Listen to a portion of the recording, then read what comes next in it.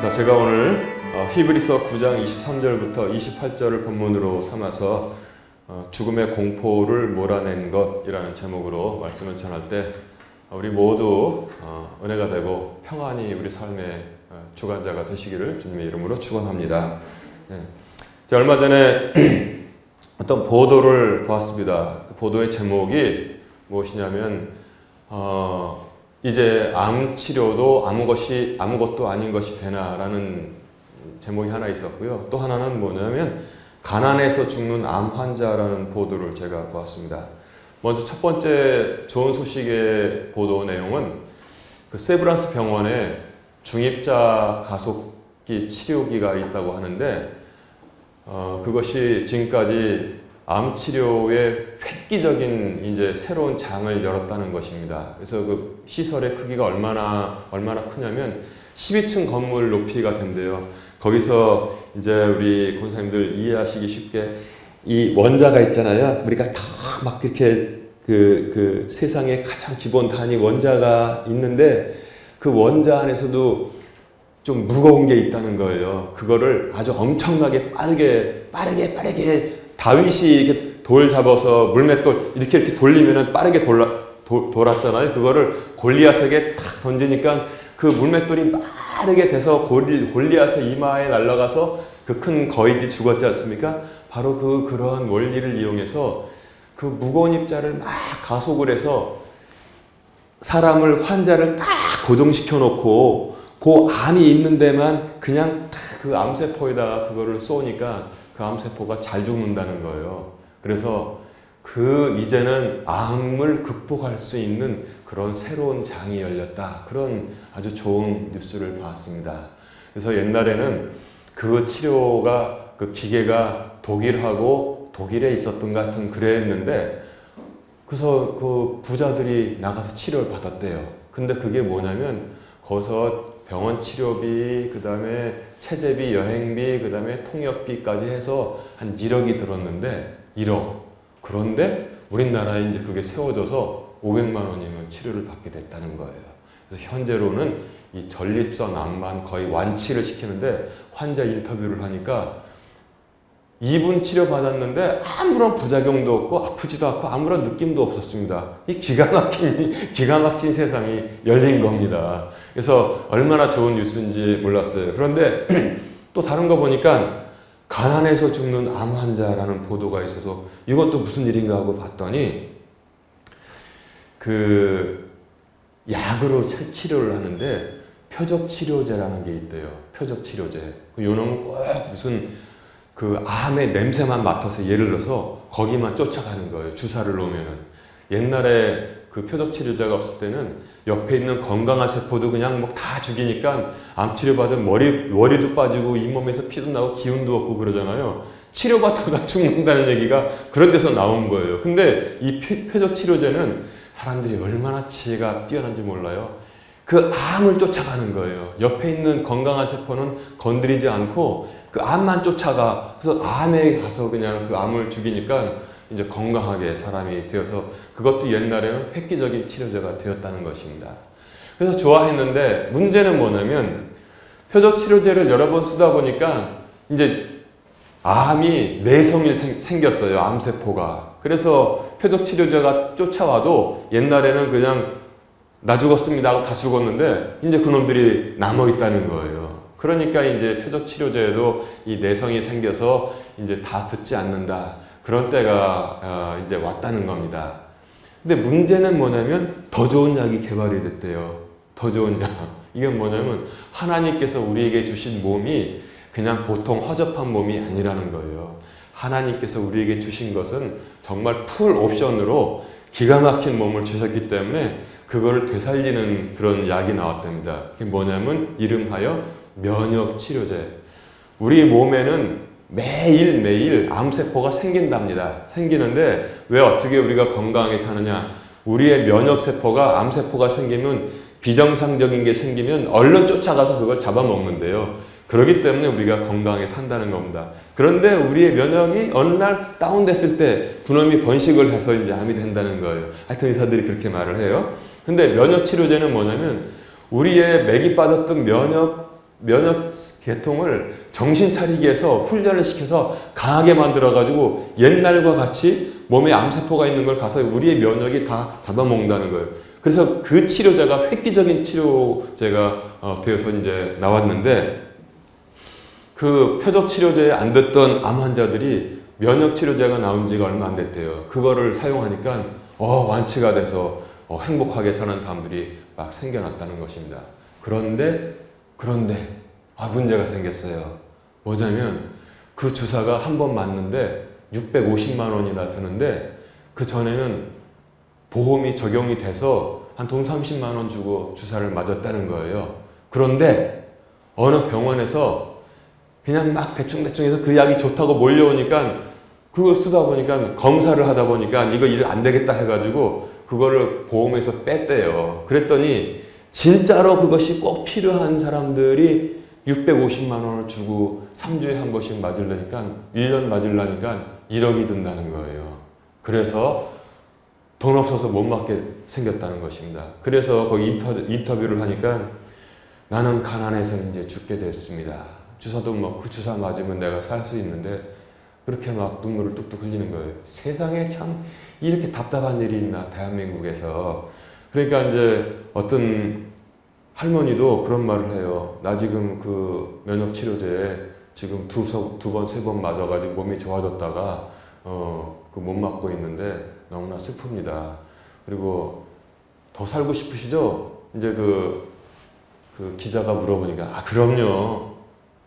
손주들하고 놀고도 싶고 이렇게 건강하게 등산도 다니고 싶은데 사람들 다 죽고 싶은 사람이 어디 있어요? 그렇게 말을 하더라고요. 제가 말씀드리려고 하는 건 바로 그겁니다. 여러분 오해하지 말고 들으십시오. 제가 볼 때는 완전히 호할머니예요. 완전히 호할머니인데 죽기 싫다는 거예요. 그 표적치료제 빨리 돼서 그 맞고 싶다는 거예요. 그래서 이제 그 보도가 나가니까 그래도 그 의료보험공단에서 다시 잘 저기해서 그걸 다시 그 의료보험으로 처리해 주기로 이렇게 했다고 좋은 뉴스가 나왔습니다. 우리나라가 이렇게 좋은 나라가 됐어요. 하나님 믿고 하나님 따르니까 이렇게 복된 나라가 되었습니다.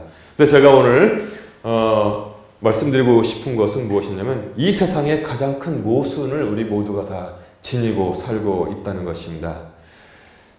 오해를 하지 않으시니까 제가 말씀드리자면, 옛날에 독일의 쇼펜하우어라는 그런 철학자가 있었습니다. 이 쇼펜하우어는 별명이 염세주의 철학자예요. 염세주의. 그래서 쇼펜하우어는 왜 사냐 인간들아, 학생들 모아놓고 그냥 다 죽어라. 세상은 뭐냐면 맹목적인 삶의 욕구밖에 없다, 이렇게 했어요. 사는 이유들 없이 막 사니까 이게 다 맹목적인 삶의 욕구라고 사람을 정의했습니다. 그러니까 이 센치멘탈한 대학생들이 쇼펜하우어의 강의를 들으니까 그냥 그거 듣고 막 센치해져가지고, 사람이 좀 센치해질 때가 있잖아요.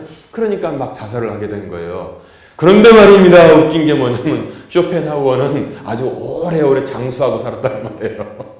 이게 모순 아니겠어요? 학생들한테는 그렇게 강의를 하고선 자기는 아주 오래오래 살았어요. 그리고 쇼펜하우어는 또 특이한 점이 여자를 아주 싫어했습니다.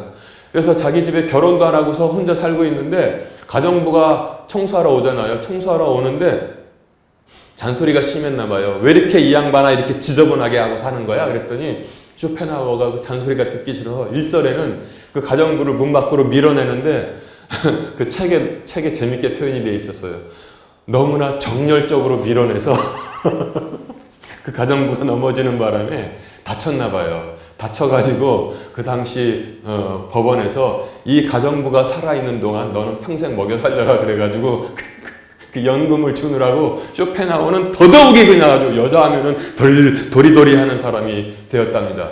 그런데 모순되는 게 뭐냐면 자기는 오래오래 살았다는 거예요. 이게 바로 모순이기도 하잖아요. 그런데 이 세상의 가장 큰 모순은 무엇이냐면 사람들이 짧은 인생에 대해서는 그렇게 애착을 해요. 만약에 쇼펜하우어가 그 뉴스를 봤으면 어이 할멈 살 만큼 자기는 다 할아버지면서 살 만큼 살았는데 무슨 뭐 그거 가지고 이렇게 말했을 거라고 제가 생각을 해서 말씀드리는 겁니다. 인생은 누구에게나 다 생명은 소중한 거죠. 생명이 소중한 거를 주님께서 뭐라고 말씀하셨습니까? 누가복음에 사람이 온 천하를 얻고도 자기 생명을 잃으면 그것이 무엇이 유익하느냐 이렇게 주님께서 말씀을 하셨습니다. 그래서 사람들은 인생이 많이 남았건 조금 남았건 그 인생에 대한 무한한 애착을 가지고 있습니다. 그런데 모순이 무엇이냐면 영원한 생명과 영원한 형벌, 즉 심판에 대해서는 대체로 무관심하다는 것입니다. 인생은 70이라고 했고요. 시편에서 강건함은 80이라고 했습니다. 강건함은 80이라고 했는데 80이 과연 얼마나 길이가 되겠어? 하나님 보시기에 한순간밖에 안 됩니다. 그런데 왜냐하면 주께는 1000년이 하루 같고 하루가 1000년 같다고 하셨기 때문에 그래요. 그 유한한 짧은 인생에 대해서는 사람들이 가지고 있는 애착이 얼마나 크냐면 80, 90된 분들도 병 걸리면 병원 가서 살고 싶대요. 무한한 애착을 가지고 있어요. 그러나 그 뒤에 있는 영원한 생명과 영원한 반대로 형벌에 대해서는 무관심하게 살고 있다는 것입니다. 바로 이 문제에 대해서 역시 독일의 신학자 파울 틸릿이라는 사람이 존재의 용기라는 책에서 이렇게 사람에 대해서 평했습니다. 파울 틸릿은 1차 세계대전 때 군목으로 가게 되었습니다. 군목으로 1차 세계대전이 아주 끔찍했잖아요. 1차 세계대전은 무슨 전쟁이라고 말하냐면 참호전이라고 말했어요. 참호전. 양쪽의 진영이 지금은 참호 이렇게 많이 팔리라 했지만 쭉 참호를 영화에서 많이 보셨죠. 참호를 파놓고 그 안에서 밥 먹고 자고 똥 오줌 싸면서 아침에 일어나면 저쪽에 대해서 대포 쏘고 총 쏘고 그 다음에 또 저녁에 들어가면 또 여기 있고 가끔가다 보초 쓰고 또 아침에 얼마나 삶이 그냥 거기서 처절했겠습니까? 그러니까 이런 명언도 나왔어요. 무신론자가 있다고 하지만 참호 속에서 무신론자는 한 명도 없다라는 명언도 나왔던 것입니다. 그런데 파울 틸릿이가 군목으로 참전해서 거기서 사람들을 보고 사람들이 얼마나 불안해하고 병사들이 공포에 떠는지를 발견했고 그 사람이 이제 신학을 공부한 사람이니까 나중에 책으로 정리한 게 존재의 용기라는 책으로 나왔던 것입니다. 그 내용을 간단하게 요약하면은 사람이 가지고 있는 3가지 종류의 불안이 있다는 거예요. 여러분 불안 없어요? 다 불안이 있잖아요. 그렇죠? 불안이 있는데 제일 큰 불안이 무엇이냐? 존재의 불안이라는 것입니다. 존재의 불안. 존재의 불안은 자기 생명이 사라질까? 자기 육신의 생명이 사라질까? 걱정하는 거. 먹고 살기 힘들어서도 걱정, 그것도 존재의 불안이고 교통사고 날까봐 걱정하는 것, 그것도 존재의 불안인 것입니다. 그리고 2번째 차원에 있는 것이 무엇이냐면 도덕적 불안이 있다. 이렇게 파울 틸릿은 봤습니다. 도덕적 불안. 사람이 죄짓고 사람이 사이코패스가 되지 않는 한 죄짓고선 아주 아무렇지 않게 사는 사람들은 극히 드뭅니다. 진짜로 악나라 사람들 빼놓고는 죄지면 그래도 거기서는 뭐 어떻게 됐는지 모르지만 하늘이 무섭고 혼자서 밤에 누워있을 때 두려움이 몰려오거든요. 내가 천벌받는 거 아닌가 이렇게. 이게 바로 도덕적 불안이 되는 것입니다. 3번째는 역시 신학자답게 영적인 불안이 있다고 했습니다. 영적인 불안. 즉 하나님과 사람이 분리되어 있을 때 사람은 불안을 느낀다는 것입니다. 그래서 여러분 이럴 때가 있죠. 아주 어려운 그런 병 진단을 받았을 때 아니면 큰 일이 일어났을 때 그때 불안이 없어지는 게 뭐냐면 하나님께서 나와 지금 함께 하시고 있다는 확신을 가질 때 그때 불안이 물러갑니다. 저도 뇌종양 진단을 받고 불안했습니다. 불안해서 그 당시를 생각해 보면 옆에는 한 놈이 이 아랫입술을 물고서 이렇게 빨고 자고 있죠. 옆에는 또 덜인 동생이 엄지손가락을 입에다 물고서 엄마 저처럼 하고 자고 있죠. 저쪽 방에는 지금 암에서 이제 간신히 노인받은 이제 그 집사람이 골골하고 자고 있죠. 근데 제가 지금 뇌종양에 걸렸으니 마음이 편하겠어요. 하루 밤 동안 자지도 못하고 눈 뜨고서 이렇게 천장을 바라보고 있는데 차들이 밤에 다니잖아요. 그 그림, 그 빛이 들어와서 이렇게 천장에 이렇게 지나가는 거, 그것만 밤새도록 보고 있었습니다. 제가 염려하지 마십시오. 주를 의지하십시오. 라고 설교하는 목사지만 그때는 너무 젊은 나이였고 솔직히 겁나고 두렵더라고요. 그래서 제가 밤에 교회 가서 하나님께 다 내려놓고 하나님 기도를 하는데 눈물이 뚝뚝뚝뚝 나오더라고요. 아직은 젊고 애들도 너무 어린데 하나님, 그리고 솔직히 아직은 죽음이 두렵습니다. 아직은 죽음이 두렵습니다. 하나님 어떻게 하면은 이거를 헤쳐나갈 수 있겠습니까? 하고 히스기야가 눈물을 흘렸다고 했습니까? 저도 이상하게 울려고 하지도 않는데 눈물이 막 뚝뚝 떨어지고 막 통곡을 했어요. 울고 있는데 그런데 말입니다. 그런데 마음이 시원해지더라고요. 마음이 시원해지면서 내 귀로 내 병을 고쳐주겠다라는 말씀 들은 적이 없어요. 들은 적이 없습니다. 그런데 마음이 시원해지면서 어떤 평안이 몰려오는데 그게 뭐냐면 난 메시지로 확신을 했습니다. 걱정하지 말아라. 내가 내 병을 치유해 주겠다. 그런 하나님의 그런 뜻으로 제가 깨닫게 되었습니다. 그러니까 말입니다. 불안이 사라지는데 기가 막히게 평안이 찾아오더라고요.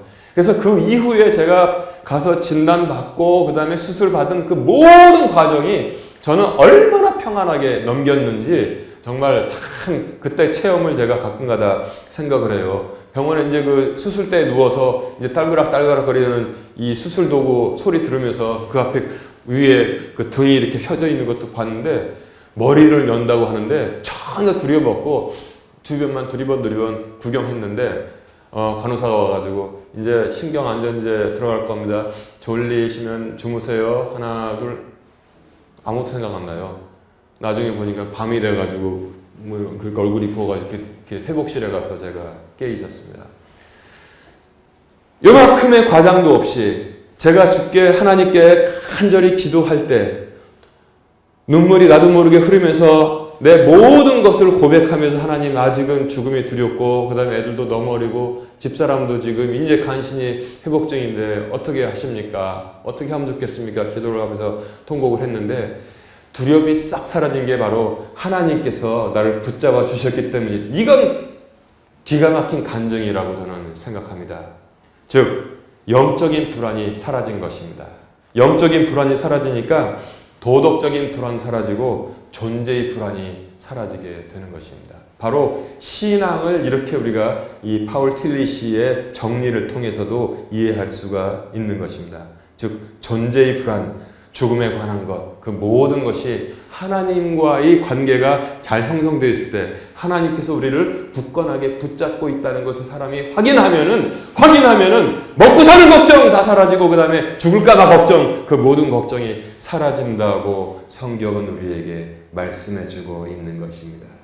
그래서 생명줄, 여러분의 생명줄을 항상 확인하세요. 생명줄이 무엇입니까? 믿음밖에는 생명줄이 없다는 사실을 꼭 기억하시고 사시기 바랍니다. 믿음밖에는. 군대 가면은 이 낙하산 뛰는 그 친구들 있잖아요. 그 친구들 가지고 있는 게 뭐냐면 생명줄이라는 게 있어요. 생명줄. 그래서 여기다 줄을 가지고 비행기 올라타면은 여기 이렇게 쭉 이런 줄이 있단 말입니다. 거기다 생명줄을 딱 걸어요. 그리고 이제 생명줄을 끌고서 저기 이제 문 열린 데로 오면은 이제 뛰어야 되잖아요. 이게 바로 생명줄입니다. 그러면 뛰면은 이 생명줄이 비행기에 걸려 있잖아요. 그래서 쭈르륵 풀리면서 요 뒤에 있는 낙하산의 핀을 탁 뽑아주는 거예요. 그러니까 이제 낙하산이 팍 펴져가지고 이제 살 수 있다는 거죠. 근데 이 생명줄을 못 걸면은 사고 나서 죽게 돼 있다는 것입니다. 사고 나서 죽게 돼 있어요. 그러니까 이제 제 친구도 공수부대에서 오랫동안 근무를 했는데 저한테 그 경험담 얘기해 주는데 생명줄 가라 그랬는데 너무나 겁나니까 어떤 친구가 오줌 싸는 친구들도 있대요. 생명줄 걸고 오면서 헛수로 말하면서 이 줄을 가지고 오더라는 거예요. 그래가지고 옆에 있는 친구가 발로 그냥 팍 쳐가지고 정신 차리라고 그러마. 그래가지고 빨리 걸어 그랬더니 그때서야 걸어가지고 하더라고 합니다. 그렇게 사람이 죽음 앞에 공포를 느끼게 되는 거예요. 그런데 살게 하는 것은 무엇입니까? 생명줄이라는 사실 여러분 꼭 기억하시기 바랍니다. 생명줄 놓치면은 바로 그 줄 들고서 이렇게 오는 그 친구와 같이 그렇게 될 수 있다는 거예요. 그래서 생명줄, 제1의 생명줄이 무엇입니까? 영적인 생명줄을 항상 붙들고 사는 주님의 자녀들이 되시기를 주님의 이름으로 축원합니다. 그런데 우리의 육신의 죽음은 피할 수 없다고 히브리서가 오늘 본문이 히브리서 9장 23절에서 28절이 말씀하고 있는 것입니다. 히브리서 9장 27절에 이렇게 말씀하고 있습니다. 한 번 죽는 것은 사람들에게 정해진 것이요. 한 번 죽는 것은 사람들에게 정해진 것이요. 이것 뒤에는 심판이 있나니. 심판이 있다고 주님께서 말씀하시고 있습니다. 한 번 죽는 것은 어쩔 수가 없어요. 이 김 목사에게도 정해졌고, 자, 바깥에 지금 신생아 애들에게도 정해진 것입니다. 어쩔 수가 없습니다. 우리의 조상 아담과 하와가 하나님의 말씀에 불순종했기 때문에 그 죄로 말미암아 죽음이 이 세상에 들어왔다고 말씀하고 있는데, 그러나 아담으로 말미암아 죽음이 들어왔으면 두 번째 아담 그리스도로 말미암아 생명이 들어왔다고 지금 성경은 우리에게 전하고 있는 것입니다. 그리스도로 말미암아 들어온 이 믿음의 생명, 이게 바로 생명줄이라고 전하고 있는 것입니다. 그래서 우리가 한 번 죽는 것은 사람들에게 정해진 것이다. 그러니까 어쩔 수가 없구나. 그래서 우리가 존재의 불안하게 사는구나. 이렇게 살면 안 된다고 성경 우리에게 가르쳐주고 있는 것입니다. 주께서 함께 하시기 때문에 뭐라고 그랬어요? 요한복음 11장에 보면은 나는 부활이요 생명이니 나를 믿는 자는 죽어도 살겠고 무릇 살아서 나를 믿는 자는 결코 죽지 아니하리니 이것을 내가 믿느냐, 이렇게 말씀해 주셨습니다. 그래서 저도 이제 나이가 60 넘었잖아요. 그래서 그 당시에 이제 그 죽음의 두려움이 나를 침몰시키려고 했지만, 이제는 또 마음으로도 또 우리가 다 준비하고 살아야 되잖아요. 한번 죽는 것은 사람에게 정해진 것이다. 그런데 사람들이 믿음 밖에 있으면 점점 아주 맹목적인 애착을 가지고 있으면서 두려워한다는 그 사실을 우리가 알게 된다는 것입니다. 그래서 우리가 주 안에 있으면은 덤덤히 받아들이게 되면 그 뒤에 있는 영원한 생명을 보기 때문에 두려움이 없어진다는 거예요. 단지 하나 걱정 있는 것은, 제가 아까 그 찬송을 같이 부른 것처럼 그냥 하나님 죽을 때 편하게 죽게 해주세요. 우리는 그 밖에는 두려운 것 없습니다. 그렇게 우리가 찬송 부르게 된 거예요. 그래서 아까 제가 일부러 그 곡을 소개했는데 뭐냐면, 곡의 분위기 보세요. 흥이 나잖아요. 흥이. 이게 뭐냐면, 그러면서 그냥 하나님 주여 죽는 것만 그냥 편하게 좀 죽게 해주세요. 병 걸려가지고 오랜 고통 안 당하게. 그게 바로 다는 굉장히 좋은 신앙의 표현이라고 생각하는 것입니다. 그래서 한번 죽는 것은 사람들에게 정해진 것인데 어쩔 수가 없으니까 하나님 그냥 정해진 날짜까지 살다가 열심히 살다가 그냥 편하게 하늘문 들어가게 해주세요. 그 정도의 우리가 희망사항을 가지고 살면은 100점짜리 신앙이라고 저는 생각하는 것입니다. 그리고 오늘 28절에 보면은 맨 마지막 28절에 의미심장한 말씀이 있습니다. 자, 27절부터 읽어볼까요? 한 번 죽는 것은 사람들에게 정해진 것이요 이것 뒤에는 심판이 있나니. 우리는 받아들여야 됩니다. 28절에 이렇게 되어 있습니다. 이와 같이 그리스도께서도 그 다음이 중요합니다. 이와 같이 그리스도께서도 모든 사람의 죄들을 담당하시려가 아니에요. 모든이 아닙니다. 이와 같이 그리스도께서도 많은 사람의 죄들을 담당하시려고 단 한 번 드려지셨으며 또 자신을 기다리는 자들에게 죄와 상관없이 두 번째 나타나서 구원에 이르게 하시리라. 아멘. 얼마나 은혜롭습니까? 얼마나 은혜로워요. 유감스럽게 모든 사람이 전도받아서 구원받았으면 좋겠지만 세상이 그렇지 않다는 것을 성경이 전하고 있습니다. 그래서 정확한 단어를 쓰면서 모든이라고 쓰지 않고 많은이라고 쓰고 있다는 것입니다. 여러분, 모든 하면은 세상에 있는 모든 사람을 다 포함하게 되는데, 많은 사람들 하면 우리를 지칭하고 있다는 것. 전 세계에 흩어져 있는 모든 주님의 자녀가 많은 사람들이지 모든 사람들이 아니라고 히브리서는 우리에게 이렇게 정확하게 말씀해주고 있고, 그 뒤에 또 읽어보세요. 어떤 내용이 있습니까? 또 자신을 기다리는 자들에게 죄와 상관없이 오직 믿음으로. 우리가 죄인 아닌 사람이 누가 있겠습니까? 죄와 상관없이. 나는 그래서 참 은혜를 받아서 동그라미를 쳤는데 많은의 동그라미를 치고 죄와 상관없이 많은 사람, 우리는 많은 사람들 중에 하나입니다. 그리고 우리는 죄와 상관없이 주님의 은혜로 구원받게 되어서 영원한 생명을 누리게 된 것입니다. 아멘. 바로 이것이 우리가 가지고 있는 생명줄, 믿음의 줄이라고 성경은 전하고 있습니다. 우리 사랑하는 성도 여러분, 이제 말씀을 정리합니다. 모든 사람들 앞에 있는 어둠이 하나 있는데 그것이 뭐냐면 불안의 근원, 즉 존재의 불안, 죽음의 불안입니다. 그러나 이것은 우리를 위해서 대신 죽으시고 부활하신 첫 열매 되신 그리스도께서 다 그 빚을 갚았다고 말씀하고 있습니다. 우리가 들어가서 고급 식당에서 잔뜩 먹었어요. 잔뜩 먹었는데 돈이 없어요, 우리 주머니에. 그럼 나갈 때 어떻게 돼요? 웨이터한테 이제 이 멱살 잡힐 일밖에 없잖아요. 언제 나가나 불안해하고 있는데 너무 착한 진짜 임금님이, 모든 걸 갖춘 임금님이, 얘들아 너희들 내가 밥값 내가 지금 다 내고 나간다. 그게 바로 예수 그리스도라고 성경은 우리에게 전하고 있는 것입니다. 오직 예수님, 오직 믿음으로 세상이 가지고 있는 가장 강력한 심, 마귀가 가장 가지고 있는 강력한 심, 죽음인데 그 죽음이 맨 마지막에 멸망받을 것이 죽음이라고 성경은 전하고 있잖아요. 그것이 가지고 있는 그 강력한 심에서 나는 그 두려움이 사라지게 되었다고 성경은 지금 말씀하고 있습니다. 여러분, 제가 이 말씀을 준비한 것은 저 자신을 위해서, 우리 권사님들을 위해서, 또 젊은이들을 위해서 준비했습니다. 왜냐하면 저 자신도 60이 넘었기 때문에 그리고 나이에 상관이 있습니까? 나이에 상관없는 거란 말이에요. 우리가 가지고 있는 그 모든 어두운 그늘, 어두운 두려움이 주 안에서 모두 사라진다는 것을 성경이 우리에게 말씀해 주셨습니다. 오직 예수님께서 많은 사람을 위해서 대신 죽으심으로, 또 그리고 우리의 죄와 상관없이 우리에게 생명을 주심으로 말미암아 우리가 살게 되었습니다. 매일매일 우리의 믿음의 소중함을 가지고 매일매일 우리 믿음의 능력으로 즐겁게 살아가는 성도들 되시기를 주님의 이름으로 축원합니다.